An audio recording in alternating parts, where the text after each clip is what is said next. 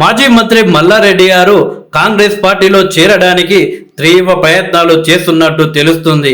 ఈ మధ్య మల్లారెడ్డి గారు ప్రభుత్వ సలహాదారుడైన వేం నరేందర్ రెడ్డి గారి ఇంటికి వెళ్లి గంటల పాటు ఆయనతో సమావేశమైన విషయం తెలిసిందే. అయితే మల్లారెడ్డి కాంగ్రెస్ పార్టీలో చేరడానికి తీవ్ర ప్రయత్నాలు చేస్తున్నప్పటికీ రాష్ట్ర కాంగ్రెస్ పార్టీ మాత్రం మల్లారెడ్డిని పార్టీలో చేర్చుకోవడానికి ఏ మాత్రం ఇష్టం లేనట్టు తెలుస్తుంది. 10 సంవత్సరాలు బీఆర్ఎస్ పార్టీ అధికారంలో ఉన్న సందర్భంలో మల్లారెడ్డి గారు మంత్రిగా ఉన్నారు. బీఆర్ఎస్ అధికారంలో ఉన్నప్పుడు రాష్ట్రంలో ఇష్టం ఉన్నట్లు వ్యవహరించాడు మల్లారెడ్డి.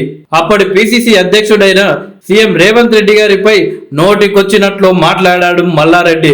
ఏకంగా తొడగొట్టి సవాలు విసురుతూ బామర్ది అంటూ నోటికొచ్చినట్లు మాట్లాడాడు మల్లారెడ్డి. కాంగ్రెస్ పార్టీ ప్రతిపక్షంలో ఉన్న సందర్భంలో మల్లారెడ్డికి సంబంధించిన అవినీతి అక్రమాల గురించి తరచూ బయట పెట్టేవారు. కాంగ్రెస్ ప్రభుత్వం వచ్చిన తర్వాత మల్లారెడ్డిని తప్పకుండా శిక్షిస్తామని అప్పట్లో సీఎం రేవంత్ రెడ్డి గారు చెప్పిన విషయం ప్రతి ఒక్కరికి తెలిసిందే. అయితే ఇప్పుడు కాంగ్రెస్ ప్రభుత్వం ఏర్పాటు చేయడంతో ఎక్కడ కాంగ్రెస్ పార్టీ నన్ను ఇబ్బందులు పెడుతుందో సీఎం రేవంత్ రెడ్డికి ఎక్కడ నేను టార్గెట్ అయిపోతాను అని మల్లారెడ్డి ఆలోచనలో పడ్డట్లు గత కొన్ని రోజుల నుండి వార్తలు వస్తున్నాయి. రోజు రోజుకు మల్లారెడ్డి బీఆర్ఎస్ పార్టీ నాయకులకు దూరంగా కాంగ్రెస్ పార్టీ నాయకులకు దగ్గరగా ఎదుగుతూ వచ్చారు.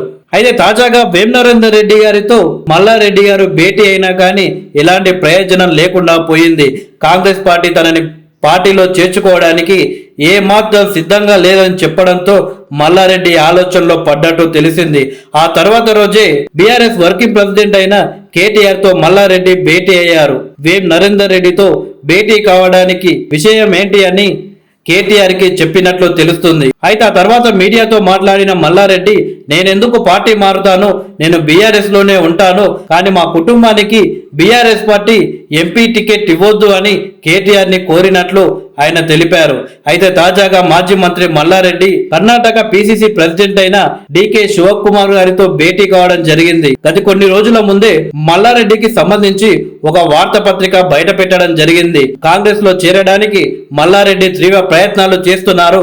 ఒకవైపు తెలంగాణ రాష్ట్రంలో ముఖ్య నాయకుల్ని కలిసి పార్టీలో చేరడానికి ప్రయత్నాలు చేస్తున్నారు.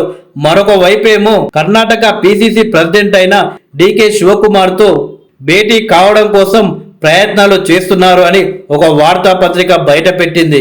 ఈరోజు అదే నిజమైంది. ఈరోజు డికే శివకుమార్ గారితో మల్లారెడ్డి తన కొడుకుతో కలిసి భేటీ అయ్యారు. మరి మల్లారెడ్డి కాంగ్రెస్ పార్టీలో చేరడానికి డీకే ఏమైనా సహాయపడతాడా లేడా అనేది అతి త్వరలోనే తెలియబోతుంది.